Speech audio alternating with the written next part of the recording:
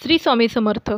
आजच्या व्हिडिओमध्ये आपण श्रीपाद श्री वल्लभ महाराजांच्या चरित्रामृताची फलश्रुती पाहूया।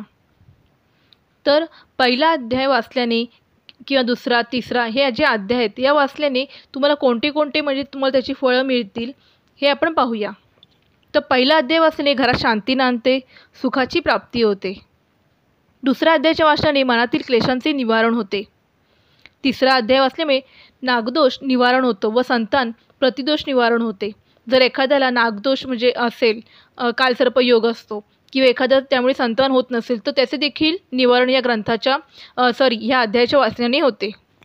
तर चौथ्या अध्यायाच्या वाचनाने मुलीला योग्य वर प्राप्ती होते आणि गुरुनिंदा याचे दोषाचे निवारण होतं।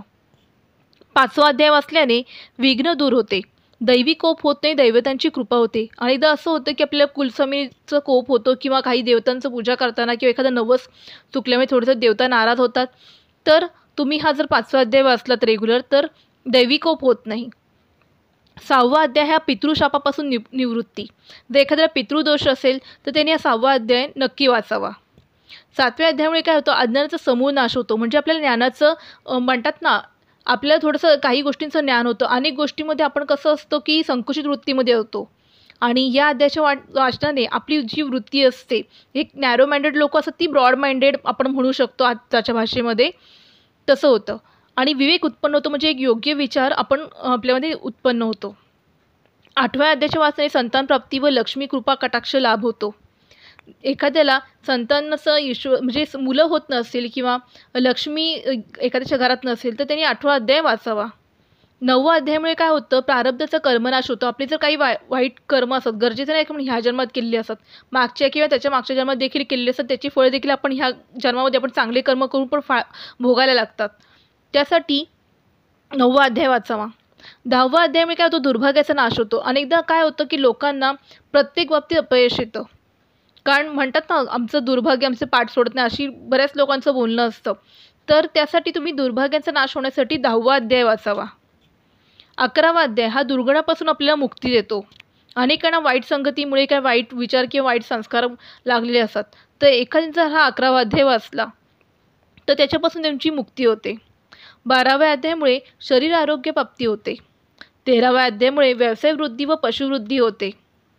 आता हा 13वा अध्याय जास्तीत जास्त करून जे पशुसंवर्धन करतात त्यांच्यासाठी उपयोगी आहे। व्यवसाय करतात किंवा एखादे किसान असतात म्हणजे शेतकरी, त्यांच्यासाठी हा अध्याय अत्यंत उपयोगी आहे। 14व्या अध्यायामुळे आपदा संकटाचे निवारण होते आणि उत्साह वृत्ती निर्माण होते। 5व्या अध्यायामुळे अकारण कलह निवारण व पूर्वजन्म दोष असतात आपले त्याचे निवारण होतं। 16व्या अध्याय वाचल्याने धनाकर्षण शक्ती वृद्धी होते। 17व्या अध्यायामुळे सिद्ध पुरुषांचे आशीर्वाद मिळतात। 18व्या अध्यायामुळे पापकर्माचा नाश होतो आणि भाग्यवृद्धी होते। जोपर्यंत पाप आपल्या बरोबर आहे तोपर्यंत आपली वृद्धी होत नाही, विकास होत नाही, आपल्या ते कर्माचे फळ आपल्याला भोगावेच लागते। त्यामुळे 18वा अध्याय हा अत्यंत महत्त्वाचा आहे।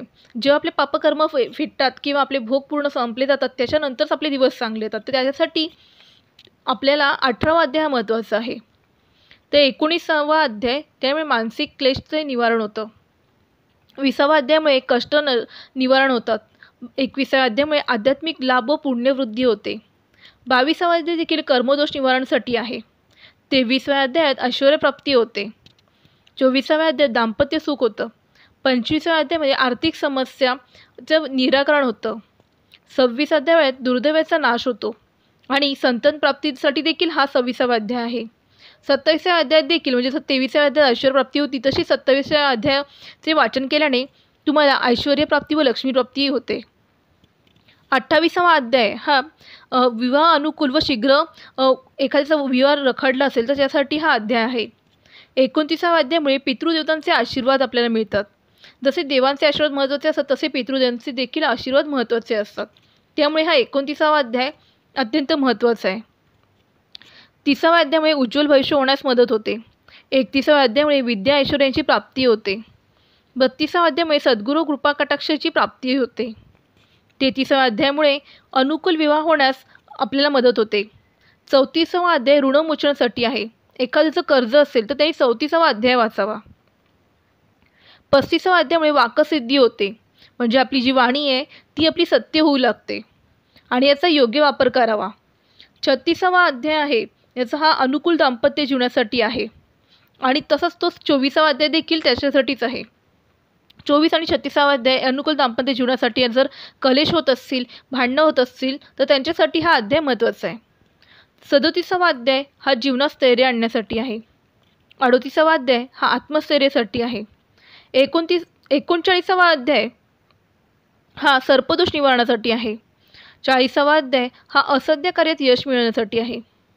41वा अध्याय लोकनिंदा परिहारासाठी आहे. 42वा अध्याय हे हरवलेले मूल सापडण्यासाठी किंवा एखादी हरवलेली व्यक्ती सापडण्यासाठी आहे. 43वा अध्याय हा अष्टऐश्वर्य प्राप्तीसाठी आहे. 44वा अध्याय उज्ज्वल भविष्यासाठी आहे. 45वा अध्याय हा सर्व क्षेत्रामध्ये वृद्धी होण्यासाठी आहे. 46वा अध्याय त्वरित विवाहासाठी आहे. 47वा अध्याय हा सर्व शुभ फळ मिळण्यासाठी आहे. 48वा अध्याय हा चारी पुरुषार्थ सिद्धीसाठी आहे. 49वा अध्याय हा समस्त कर्मदोषापासून निवृत्ती करण्यासाठी आहे. 50वा अध्याय हा गुरुनिंदीमुळे आलेले जे दारिद्र्य आहे ते दूर होण्यासाठी आहे.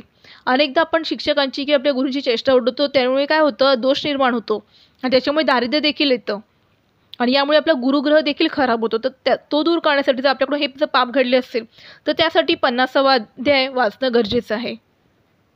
51वा अध्याय हा जलगांडादिकापासून रक्षण होण्यासाठी आहे. अनेक जणांना पाण्यापासून भीती वगैरे अशी असते, पत्रिकेत सांगितलं जातं किंवा काय असतं, तर त्याच्यासाठी हा 51वा अध्याय आहे.